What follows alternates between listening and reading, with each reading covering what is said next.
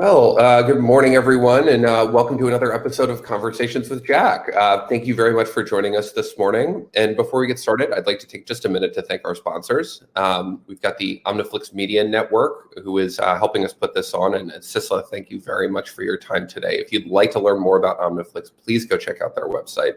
They have a full-service content management system designed for video folks. So please go check that out. As well as the Citizen Cosmos folks. Citizen Cosmos produces a wide variety of great content around the Cosmos space. So I would encourage you to go check them out.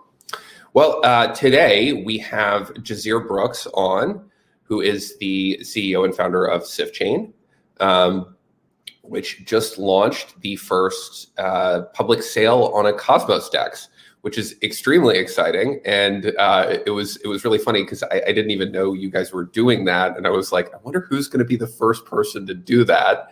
And I tweeted that out. And then like less than 12 hours later, it was like, oh, Sifchain.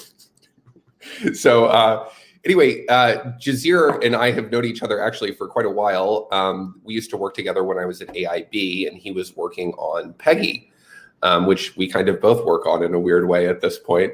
So Jazear, do you want to take a quick minute to introduce yourself? Yeah, sure. First off, thanks for having me. I really like OmniFlix and I've checked out some episodes of this show, so it's cool to actually be on the show.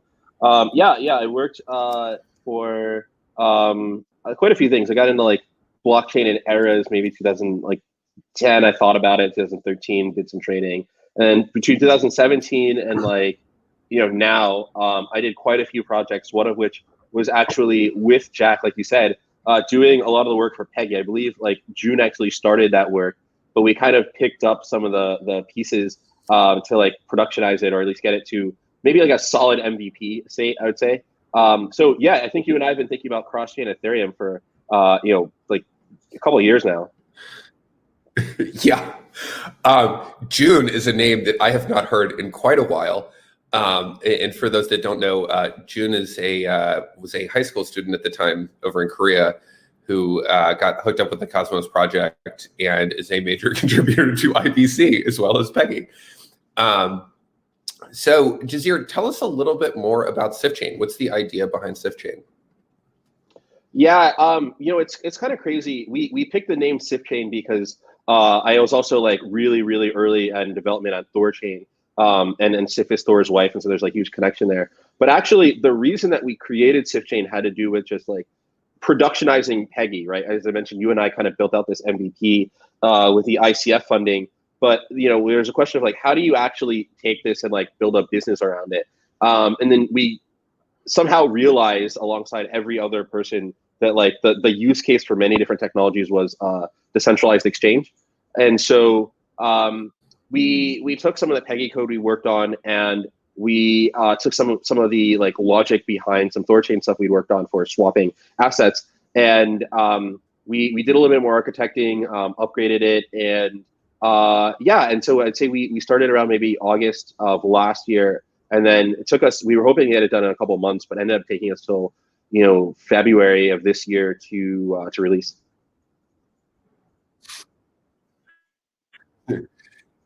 I think every blockchain project is about 2 months behind schedule every month.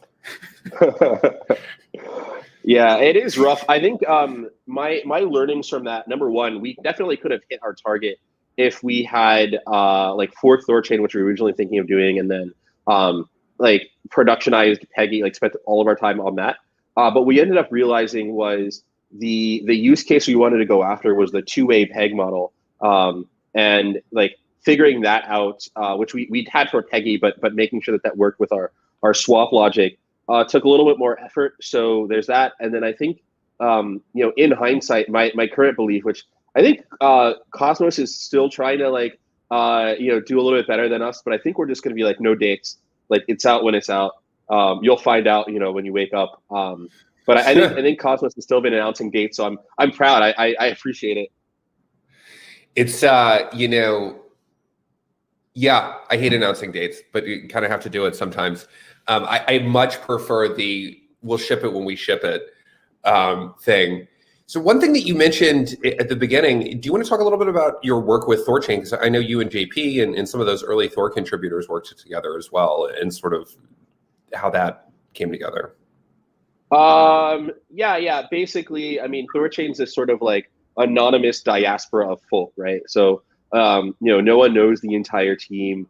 But basically, what ended up happening is like in early like 2018 or so, we just realized, hey, this is a really cool concept because some of those guys approached us. At the time, there was like mainly a concept, like some sort of groundwork. But the idea, actually, believe it or not, was to build it on Cadena. We did a lot of Cadena deep dives, and then basically a lot of people from my team, which was Swish Labs, it's like development shop that just took on random different projects. We were helping the Thorchain guys by like revamping the structure. We ended up focusing a lot on the swap logic and on some crypto economic updates, and we built out an actual MVP. And so we worked on that basically for like about a year and a half, and then we basically ended up just getting like a substantial amount of sort of like founder investment tokens for that. So there's a heavy investment from like a lot of the people who were at the Swish team on that, and myself. I have an absurd amount of Rune, and so there's being long on that as a position. But the team actually ended up working on this like BEP swap sort of prototype as like a way to kind of like actually get something live in market, because pretty much everything that we built was this like sort of expensive development studio thing that was like ready for production with like much more funding. And they were like, hey, like this is cool, but let's just build something that's like a cool demo. And we were like, okay, yeah, build a demo. We'll come out for production when needed. And actually, that demo, like they ended up being like one of the most like quality Binance chain projects, and just kind of riding with that. So we did a lot of like me personally, a lot of like investment stuff and advising. But pretty much after I'd say the like mid 2019 era, a different team kind of like worked on the rest of that. So there's this huge, maybe 2018, 2019, a lot of like sort of setup and infrastructure that I did really conceptually a lot, and then some engineering, and then investing and advising and so on. Like on investor relations, I mean, like chatting with other investors. And then maybe from like mid 2019 to today, actually, the other sort of parts of the diaspora kind of kicked off and like moved Thorchain to this like behemoth thing that it is now. Yeah, I mean, that is a huge project. And I remember when you were working on BepSwap, and like, there's so many different parts of this ecosystem, and it's kind of hard to know which projects are going to end up getting adoption. And very, very cool that Thorchain has ended up seeing the success that it has. I think that early sort of exposure and work with the Binance ecosystem is one of the things that really helped catalyze that. Another project that I've had on the podcast is Kava. And they were also very early in that sort of BEP3 cross-chain world that Binance had created. Are there any other Binance projects that you guys have worked on that you see as exciting? I think we usually don't talk too much about projects unless they're like public, because the Swish Labs model is like we're the dev team behind the dev team, so to speak. I think the ones that I'm really excited for. Pretty much everything in Binance Smart Chain, which I think is really like a cool project. I wish that there was more kind of direct connection with something like an Ethermint or Cosmwasm. But I think Binance Smart Chain as a like an EVM sort of compatible project is really cool. I'm excited to see Binance Chain itself connect to IBC, and I think that a lot of the like the infrastructure for Binance has basically been set up such that Binance Chain has been set up such that like the interesting sort of logic that you can do for things outside of like the basic protocol have moved to Binance Smart Chain. I think you could probably get a lot of that back if Binance Chain were to connect to IBC, which I imagine will happen at some point. And then in Binance Smart Chain, I mean, there's too many projects, right? There's like Pancake and like, I mean, I shudder to like run through a whole list, except to say Sifchain is like very actively looking at Binance Smart Chain for some cross chain integrations. Yeah, I mean, the bridging technology that you guys use to bridge ETH, like you should just be able to run another instance of it and bridge Binance Smart Chain, right? Yeah, I think that's the plan. We're looking at a few different EVM things.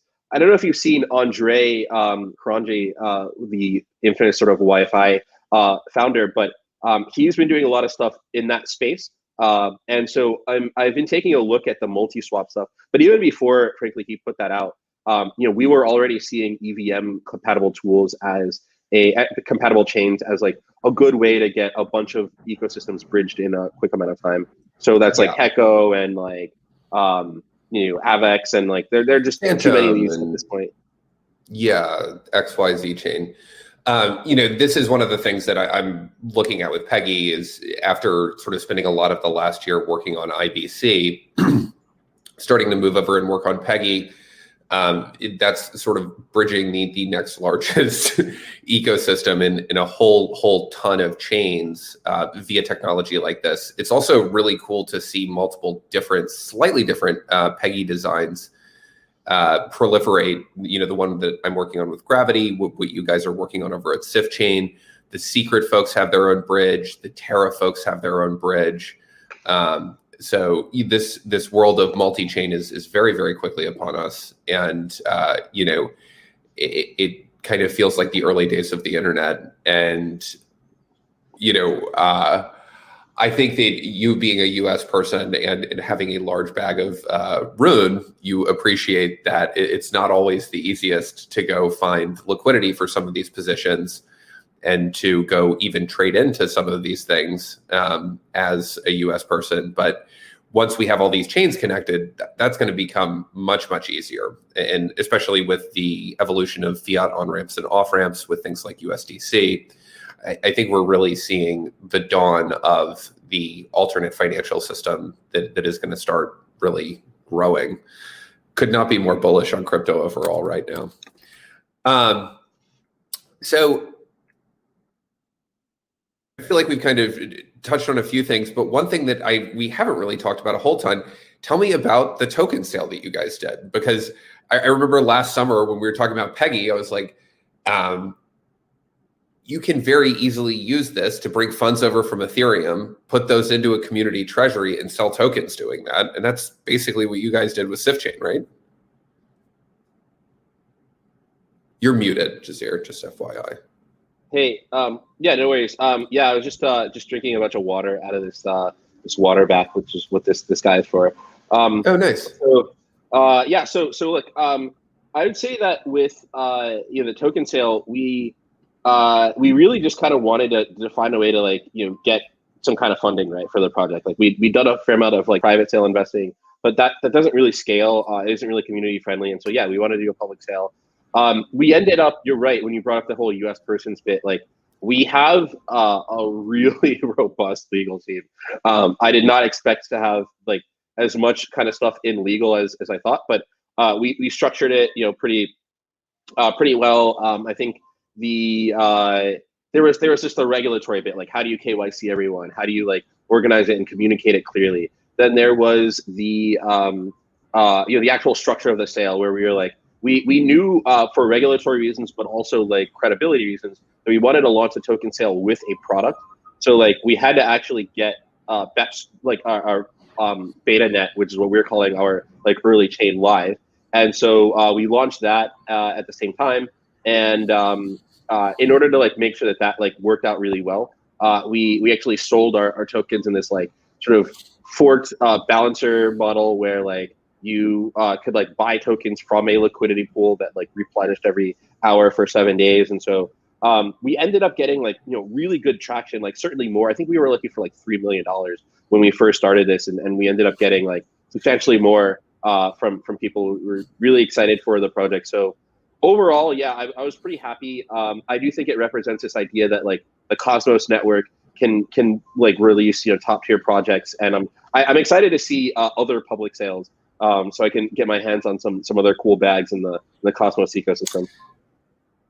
Yeah, I'm extremely excited about that as well. It's something that we've seen going on over in Ethereum and a lot of other chains for quite a while. And just starting to see it on Cosmos is really exciting because we've been building for this moment for years at this point. Yeah, I think so as well. Like, So I think it'll be an amazing thing. Cosmos has like the second largest dev ecosystem, and like actual composability is coming. So yeah, it'll be really solid to see. yeah, that's an interesting point. So with that in mind, talk a little bit about, you talked about some sort of fork balancer features and, you know, this swapping capability that you guys have with the AMM. Talk a bit more about the features of Thorchain as it stands right now and what users can do over there. So for Sifchain, basically there's pooling, right? So you can actually add tokens to a pool, and then you can swap those tokens. We allow asymmetric pooling, so you can actually have, let's say, a whole bunch of like one token and not enough of the other token. And it doesn't matter. You can asymmetrically swap, and the pool will the pool logic will still be sound. So I think that's really useful. I think then obviously another one would be swapping itself. And you know, a lot of people have been using that. We've got like I think 15 million or so of TVL, which is not too bad, and we're onboarding a lot of liquidity providers. We just added a couple new tokens as well, Keep and OGN and Cocos. So you can be on the lookout for those as new things to swap. You can stake. So on the validator side, if you're running a validator, you can actually stake your ROAN. And with this sort of like system, if you don't want to stake but you do want access to the staking ecosystem or validator ecosystem rewards, you can also delegate.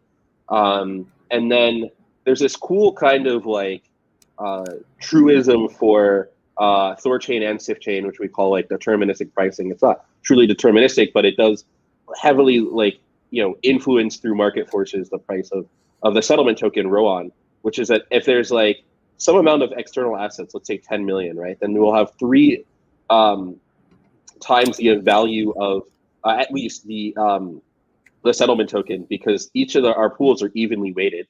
So if you got $10 million of external tokens, you've got to have $10 million of ROAN on the other side of the pools. And then that means to secure the network, you would want $20 million staked and delegated.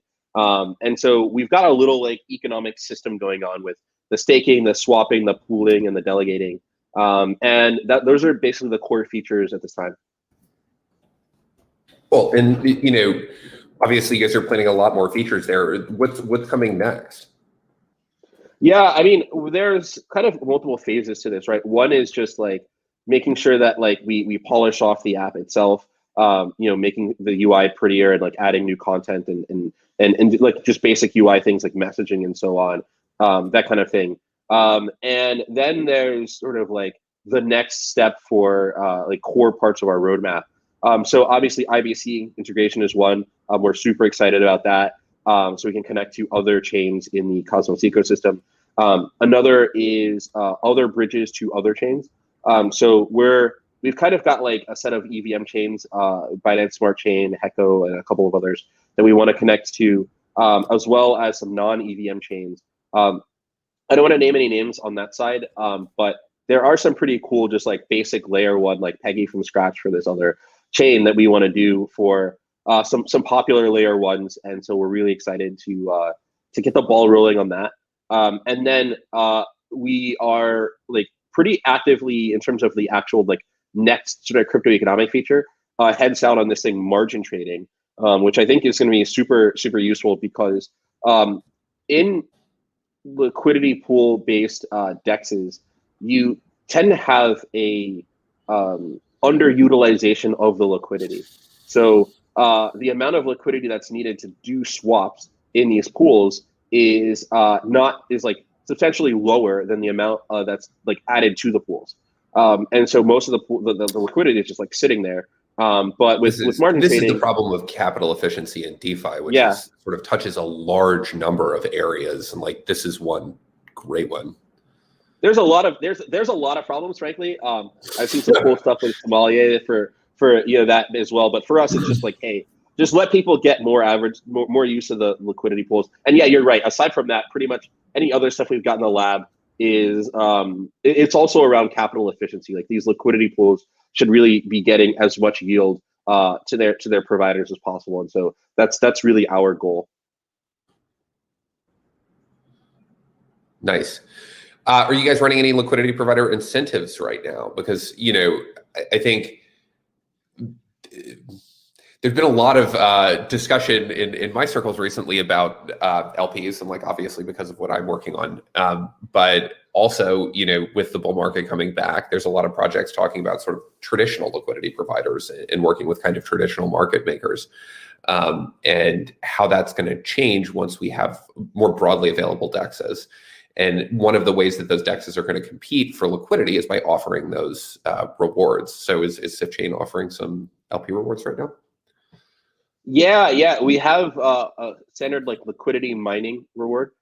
So if you pool, you can just get swap fees, and that's great. But you can also get like a couple 100% now in liquidity mining for the next like 12 weeks. And we're also offering that, which I think is unusual, to validators. So if you stake or if you pool, then yeah, you can earn like a bunch of free ROAN for the next like maybe 10 weeks or so. We started at the token sale, and then it's going for 12 weeks thereafter. Nice. So both validators and liquidity providers. That's pretty exactly. Cool. One, that actually brings to mind kind of an interesting problem. And I know that there's not really an open answer to this or a clear way to get at it, but it's something that you guys are probably experiencing on Sifchain before a lot of other projects on the ecosystem, and just wondering how these dynamics are playing out. When you're on a proof of stake chain, you have to offer rewards to the validators to ensure that they continue to secure the network. And those same tokens that those validators are using can then also be put into liquidity pools and earn yield in other ways using DeFi. So are you guys seeing a lower staking rate because of that? Or are you still seeing a high staking rate as well as participation in these liquidity pools and other DeFi products? I think that we are seeing a lower staking rate, but more so because we have to do more promotion around our validator ecosystem, right? I think we have a lot of really good validators who are like trying to stand things up and like just kind of play around with the network. But investing from a pure like investment perspective, it's just much easier to like say, hey, I'm going to buy these tokens so I can pool them, which I'm very accustomed to. Then I'm going to buy these tokens so I can like run my own validator, right? There's just so much more of an additional technical lift. And so I think it's on us to promote this more in the validator ecosystem. And we have a separate reward system, right? So like if you're delegating, you're supporting the validator ecosystem, but you're getting your own rewards. And right now the rewards are higher for validation and delegation than for pooling. So I think from a crypto economic perspective, you always have to make sure that your staking token has like enough rewards to have people stake independently of whatever's being pooled. And I think we have the incentives there. I just think on us, it's a promotion thing. But yeah, you're right. Like any chain in the Cosmos ecosystem is going to have to think about this problem. Yeah, I'm really interested to see how this plays out on Atom as we have the Gravity DEX coming here soon. We have seen, as the bull market has started, a slight tick down in the bonding ratio on the Cosmos Hub. And I think that, as we see IBC really begin to connect a larger number of chains, we're going to see more intense competition for that liquidity. And what has previously been the only way to earn on all of these chains, which is validation and delegation, is going to start seeing competition from some of these other forms. I think that's a nice segue into IBC. So when Sifchain IBC, and how do we make that happen? Yeah, I mean, we're like pretty heads down on that actually. It's for us like one of the most like important sort of connections. So we've got a couple engineers, just they wake up, they work on IBC, they go to sleep. As far as like a specific date, I think for us, we are we're targeting roughly in a month for like full production, I would say. But I think I told you before this call, like we hate giving out dates. So this is like a sort of soft kind of estimate. I also told you before the call, every blockchain is always a month out from their next big milestone. So yeah, totally understand that. But I do know some of the engineers that you have working with you. Marco, I think, is helping you guys do that migration, and a couple other folks. But yeah, that migration, having done so myself on a few complex modules, is no joke. So I think that it's going to be really exciting to see more and more chains start getting hooked up. We're going to see Akash here live on IBC, probably the third mainnet after Iris and the Cosmos Hub. So really excited to see that ecosystem grow a little bit more. All right, and this is the point in the chat where we normally do some questions. So I do see a few questions in the chat, so I'm going to go ahead and just bump to some audience questions here. Ugar Pellin asks, Jazear, what will we see in March? And what will be the next blockchain we can trade in Sifchain? I think Jazear answered that second one, but I don't know about the first one. Yeah, I think for the next blockchain, there are different teams working on different bridges. I think IBC, so basically the next one, depending on when IBC transfers actually work, would probably be Cosmos itself. So you trade on like maybe Atom, and then I guess once IBC transfers it up, there's Atom, there's Akash, maybe Iris, and like any other tokens that are flowing. So that is probably the next one. If we don't get to maybe Binance Smart Chain first, we shall see. And then I think for us, March is really about just polish, right? Like IBC connectivity in March should be pretty doable, but aside from that, a lot of it is just maybe the one other bridge to one other EVM chain, and then just like honestly, a lot of what you'll see is on the promotion side. So like we're looking at like getting way more liquidity providers added, like institutionals, and starting like trading competition, so people are like incentivized to like actually use the liquidity. That's I'd say what we're focused on for March. Trading competitions, that's an interesting one that I have not heard before, but a great idea as far as promotion. That sort of boring market structure behind the scenes stuff is some of the most critical, but also some of the hardest to kind of talk about, A, because of confidentiality, but B, because it gets boring real quick. So exciting to hear that you guys are working on that. All right, a couple other questions on here. Adam Worth asks, EIP burn coming. I know you guys are sitting on some amazing news. Partnering with Paid coming soon. Now, you don't have to talk about any specific partnerships, but do you know what he's talking about with the EIP burn coming? I think EIP burn is like 1559. Yeah, I've been hearing about this. I don't know what it's about really. So the general gist is that it basically just allows you to burn, like it allows the network collectively in Ethereum to burn, some amount of tokens in Ethereum, and then reduce transaction fees accordingly. So they're basically saying like the miners don't need all this revenue. I guess we'll just give them a flat like fee, and then we'll just burn the rest of the ETH, so that we reduce the total amount of Atom in circulation. And thus eventually drive up supply. I don't really think that's much to do with any Sifchain like integration stuff, but it is exciting to see. We have found historically that like large burns are not that effective on like hitting like increasing demand in as much as like just other ways to like sink capital and like things like staking or other velocity things. You remember when Stellar burned half of their tokens? I don't actually. I remember hearing about it, but I don't know what that ended up doing for demand for Stellar. Yeah, almost nothing. Yeah. Yeah.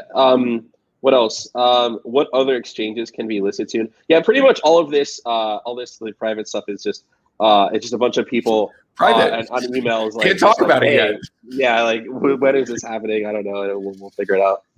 When moon, Jazear. It's like when the moon's going to come, but we don't. Sadly, all we can do is sit here and burn tokens and hope.